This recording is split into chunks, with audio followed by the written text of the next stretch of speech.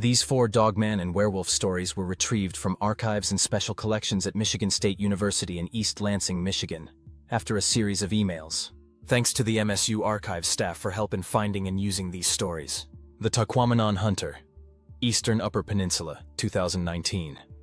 My name is Mike Sorenson, I'm 42, and I never thought I'd be telling a story like this. Born and raised in Newberry, I've got the calloused hands from 20 years of carpentry work to prove it, and everyone around here knows me as a level-headed guy. My father, old Jim Sorenson, taught me everything I know about these woods, from tracking deer to reading weather patterns. Working for Davidson Construction gives me flexible hours during hunting season, something I always appreciated until that day changed everything. Most folks around here know me from the hardware store, or from my side work building custom cabinets. I'm not the type to make up stories or chase attention. I started that morning at 4:30 a.m., double-checking my gear in my beat-up Ford F-150. The temperature was hovering around 35 degrees, typical for mid-October in the UP. I'd chosen my favorite spot, about 3 miles east of the lower Tahquamenon Falls, a location that had given me an 8-point buck the previous season. The ground blind I'd set up 2 weeks prior was still perfectly positioned, overlooking a natural funnel where deer typically crossed between feeding and bedding areas. I remember checking my trail cameras the weekend before, seeing plenty of doe activity and a couple of promising bucks moving through. The walk-in was peaceful enough. I used my red headlamp to avoid spooking any deer, following the reflective tacks I'd placed on trees to mark my path. The blind was just where I'd left it, nestled between a fallen oak and a thick stand of cedars. I got settled in around 5:45 a.m., plenty early for the morning movement. The first couple hours were normal. Watched a few doe with their fawns around first light, saw the usual squirrels and birds getting active. I texted Sarah around 8:30 to let her know everything was fine, something I always did to ease her mind. The silence that descended around 9 a.m. wasn't gradual. It was like someone had hit a mute button on the forest. I had just finished my second thermos of coffee when I noticed the absence of sound. Even the wind seemed to die, leaving an unnatural stillness that made the hair on the back of my neck stand up. The creature's appearance was preceded by the sound of breaking branches, far too heavy to be a deer. When it emerged and stood upright, my hands began trembling so badly I dropped my Remington 700. The beast's head nearly touched a low-hanging maple branch that I knew was about 8 feet up. I'd hung a trail camera there the previous week. I can still see every detail of that thing in my mind. Its fur wasn't just brown, it had this oily sheen to it, like a wet dog but darker, almost black in places. The muscles under that fur moved in ways that didn't make sense, rippling like a bodybuilder's but more fluid. Its hands, I don't even want to call them paws, had these long fingers with visible claws that looked like they could tear through a car door. But it was the face that haunts me most. It wasn't just a wolf's head on a body. It was something between wolf and human, with a shorter snout than a regular wolf, but much longer than any dog I've ever seen. The teeth that showed when I guess you'd call it snarling. They were yellowed and looked sharp as razors. The encounter lasted exactly 6 minutes. I later checked my phone's video function, which I'd managed to activate with shaking hands. Unfortunately, the footage showed only blurry movement through the blind's mesh. The creature's eyes haunted me most, intelligent and predatory, seeming to glow from within. The sound it made before departing wasn't quite a howl or a roar, but something in between that seemed to resonate in my chest cavity. It was like the deepest bass you've ever heard, mixed with a wolf's howl and something almost human. I can still feel that sound in my bones when I think about it. What really got to me was how it moved when it left. It dropped to all fours, but not like a dog would. It was more like a person doing a bear crawl, but faster than any human could move. It covered about 30 yards in what seemed like 2 seconds, disappearing into the thick brush to the north. The crashing sounds continued for maybe another minute, getting fainter, and then that horrible silence returned. I stayed in that blind for another 2 hours, too terrified to move. My phone showed 4 missed calls from Sarah. Apparently, I'd missed my usual check-in time. When I finally got the courage to leave, I walked backward most of the way to my truck, my rifle ready. I found tracks in a muddy area near where it had stood. They were like wolf tracks, but huge, nearly 14 inches long, with clear claw marks at the ends of the toes. I took photos, but by the time I got up the nerve to show them to my hunting buddy Dale a week later, rain had washed them away. My wife Sarah noticed the change in me immediately. I sold my ground blinds and now only hunt from elevated positions in open fields. I installed additional security lights around our rural home and started keeping our German Shepherd Max inside at night. My teenage sons joke about Dad's monster, but they've stopped asking me to take them hunting in the deep woods. Every year when October approaches, I find reasons to work overtime, keeping myself off the trails near Tahquamenon until the snow falls. The worst part isn't the nightmares, though I still get them. It's the feeling that my woods, the places I've known and loved my whole life, aren't mine anymore. I used to know every trail, every ridge, every creek crossing between here and the falls. Now I look at those same woods and wonder what else is out there, watching and waiting. Sometimes when I'm working on a roof in town, I catch myself staring at the tree line, and for just a second, I think I see something looking back. I've heard stories since then, whispered at the bar or around hunting campfires, about other sightings in the UP. I don't join those conversations anymore. Some things are better left in the dark. The Ann Arbor Academic, Washtenaw County, 2017. I'm Dr. Thomas Whitfield, age 51, and my colleagues in the linguistics department would likely revoke my tenure if they knew I was sharing this account. 23 years of academic life at the University of Michigan had trained me to question, analyze, and dismiss anything lacking empirical evidence. My published works on Indo-European language patterns and modern dialectical shifts made me a respected figure in my field. That was before the night of September 28, 2017, when everything I understood about reality was fundamentally challenged. The semester had been particularly demanding, with 2 doctoral candidates requiring extensive thesis supervision and a new research grant proposal deadline looming. My evening walks through the Nichols Arboretum had become essential for maintaining my sanity. My wife, Margaret, would often suggest I find a walking partner, but I insisted on solitude. The peaceful isolation among the trees provided the perfect environment for organizing my thoughts and planning lectures. I typically carried nothing but my phone and a small digital voice recorder for noting academic observations. That night I'd stayed in my office later than usual, grading undergraduate papers until nearly 10 p.m. The Arboretum was technically closed, but as a faculty member with after-hours access privileges, I'd often use the paths as a shortcut home to our house on Oxford Road. The autumn air was crisp, and a waxing gibbous moon provided adequate illumination along the main trail. I remember checking my watch at 10:17 p.m., noting that Margaret would probably be watching her usual Thursday night programming when I got home. The first indication that something was amiss came from the motion-activated lights along the river path. They began triggering in sequence, yet I couldn't see what was causing the activation. My rational mind initially attributed this to perhaps a deer or coyote. We'd had several urban wildlife sightings that semester.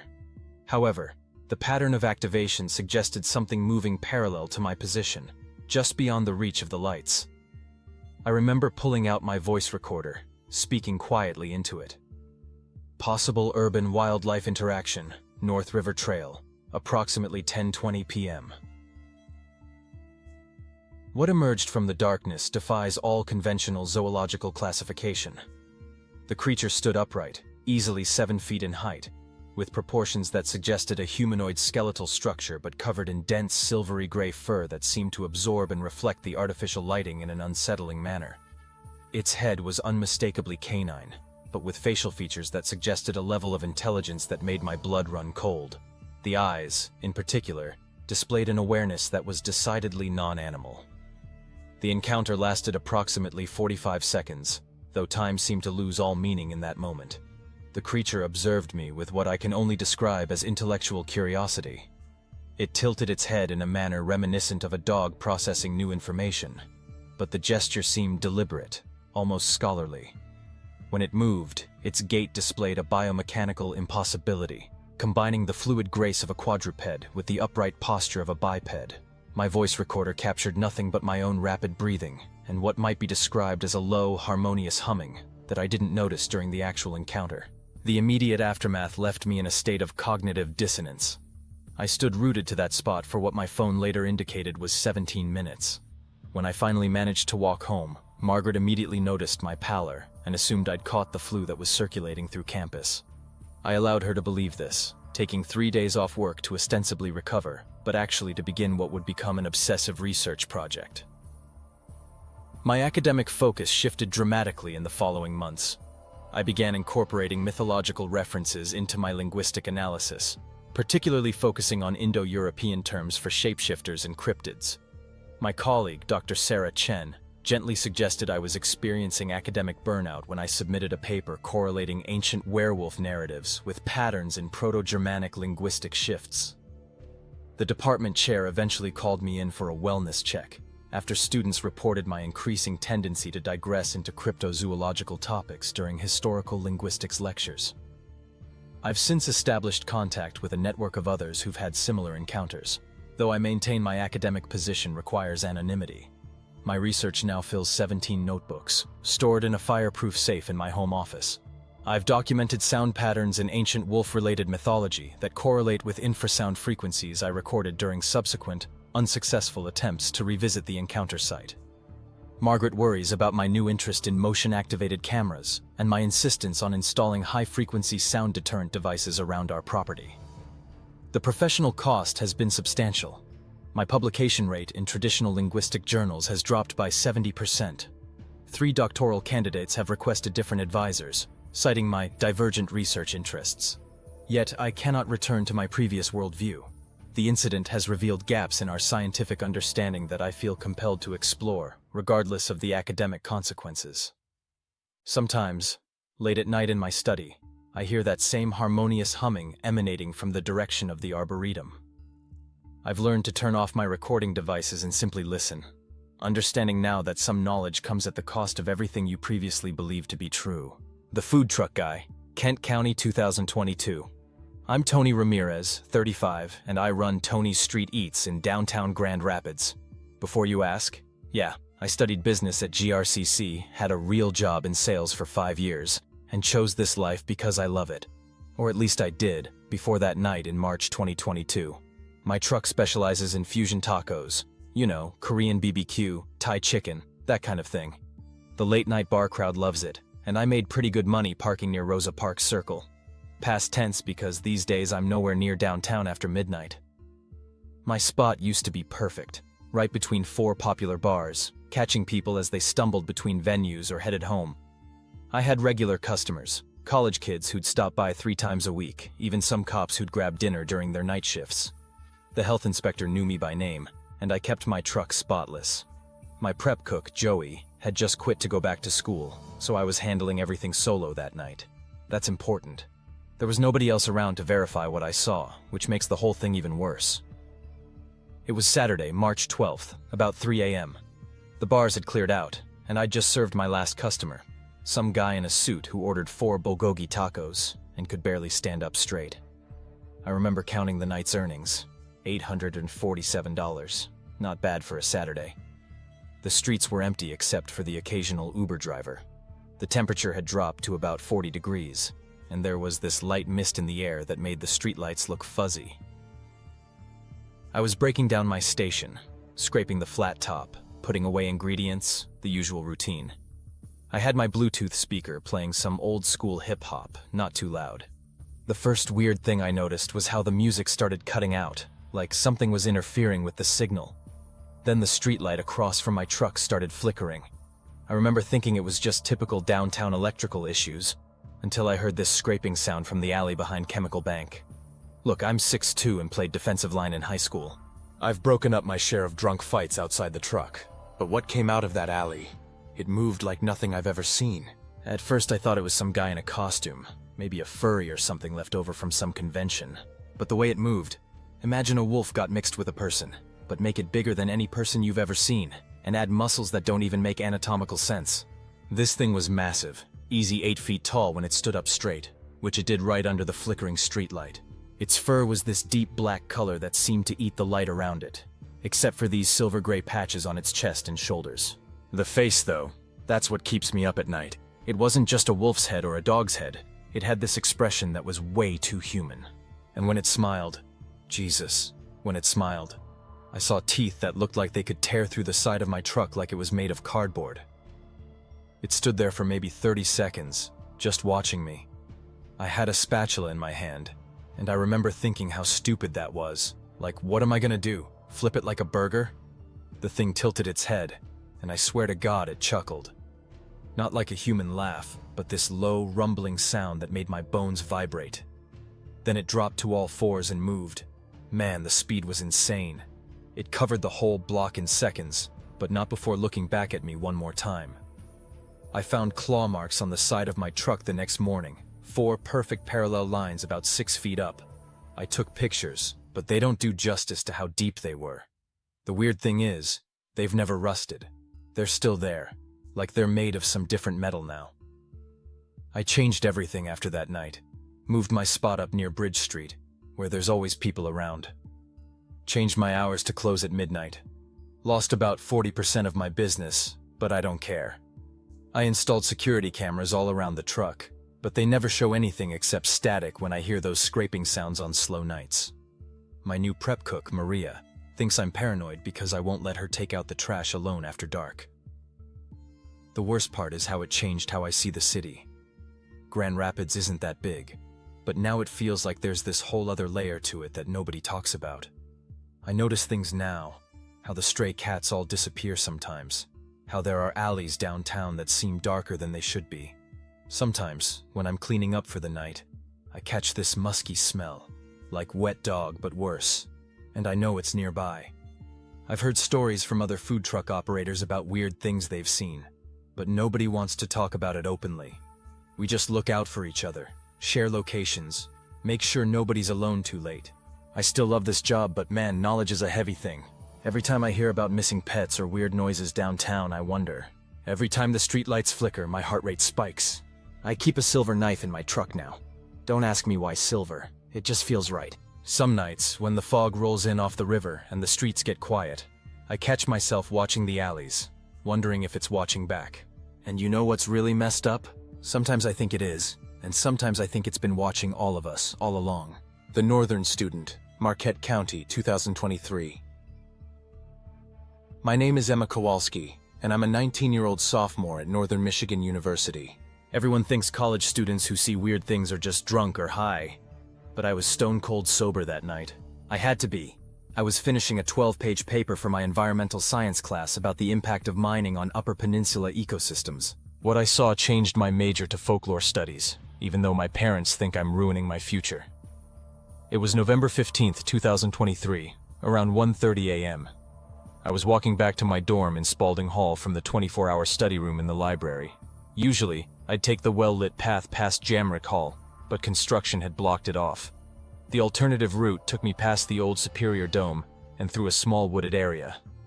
The temperature was around 28 degrees, and we'd had our first real snow the day before, about 3 inches that was already turning to slush. I had my headphones in, listening to a true crime podcast, but I wasn't playing it loud because, you know, safety first. Mom had drilled that into me since freshman year. I was wearing my NMU hoodie, winter boots, and carrying my laptop bag. The moon was nearly full, making the fresh snow glow this weird blue-white color. That's why I could see the tracks so clearly. They started as wolf prints, but then changed. The transformation happened over about 6 feet of snow.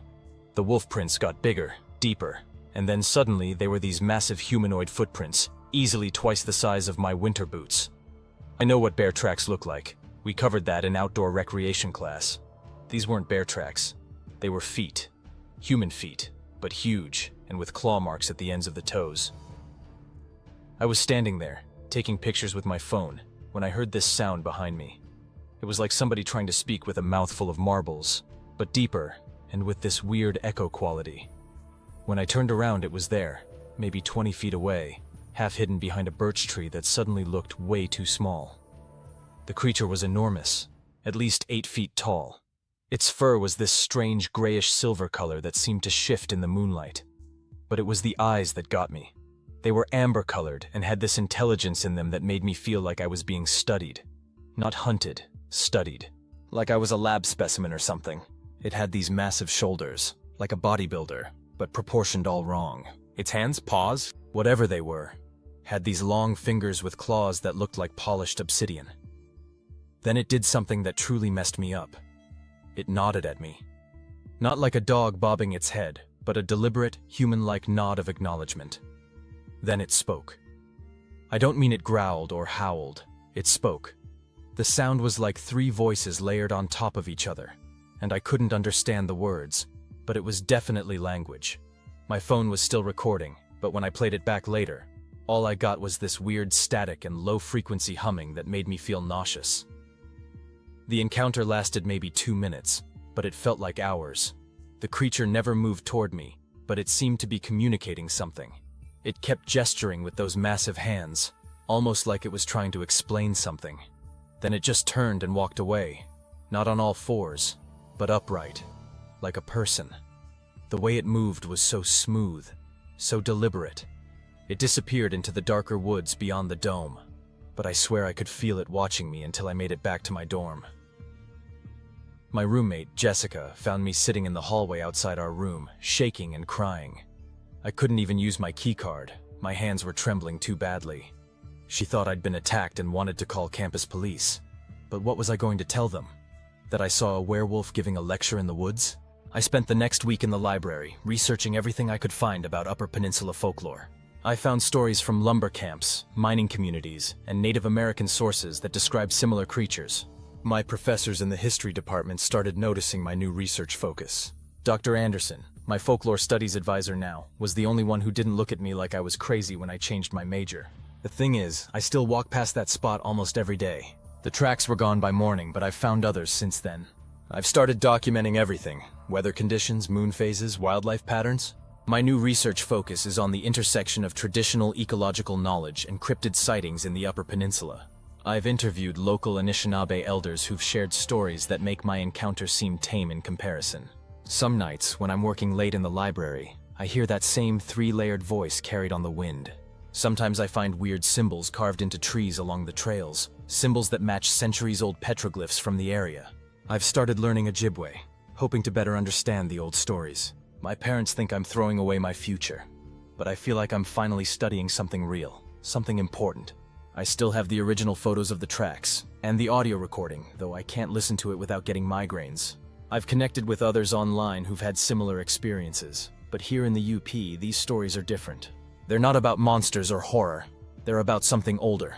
Something that was here long before us and will probably be here long after we're gone. Sometimes, during heavy snowfall, I look out my dorm window and catch glimpses of something moving through the trees at the edge of campus. And sometimes, just sometimes, I think it's still trying to teach us something, if only we knew how to listen.